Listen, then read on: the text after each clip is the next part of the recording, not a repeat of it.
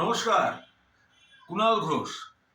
সংবাদ মাধ্যমের বন্ধুদের কাছ থেকে শুনলাম মিঠুন চক্রবর্তী নাকি আমার বিরুদ্ধে একটি মানহানির মামলা করেছেন 100 কোটি টাকার। 100 কোটি টাকার। আমি এখনো কোনো চিঠিপত্র কিছু পাইনি। তো আমার একটাই বক্তব্য, যে আমিও জানিয়ে রাখি, আমিও একটি মামলা ওনার বিরুদ্ধে ফাইল করেছি। তো এখন তার নোটিশটা এখনো আমার আইনজীবী অয়ন চক্রবর্তী একটু অসুস্থ, দ্রুত সুস্থ হচ্ছে, ফলে নোটিশটা এখনো পাঠায়নি। মামলা আমিও করেছি। এইবার রইল পরের পার্ট। মিঠুনদা আমার বিরুদ্ধে 100 কোটি টাকার মানহানির মামলা করেছে।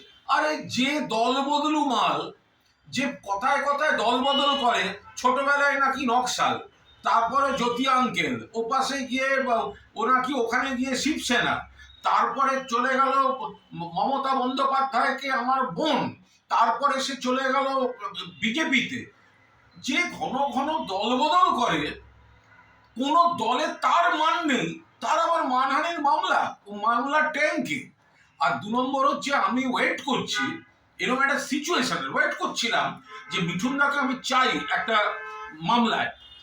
অভিনেতা মিঠুনদা আলাদা, আমার সঙ্গে একসময় দাদা ভাইয়ের সম্পর্ক আলাদা।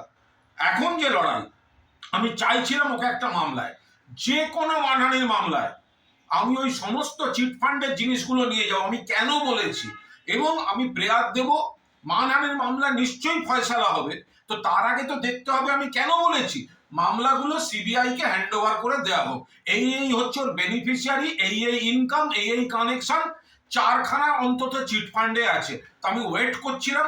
এখন মিঠুন দাই যখন নেমন্তন্ন করে আনছে, বাকিটা মিঠুন চক্রবর্তী, আপনার সঙ্গে আমার কোর্টে দেখা হবে। আর একটা জিনিস মনে রাখবেন, যাকে চিঠি পাঠাচ্ছেন তার নামটা কুণাল ঘোষ, মনে রাখবেন।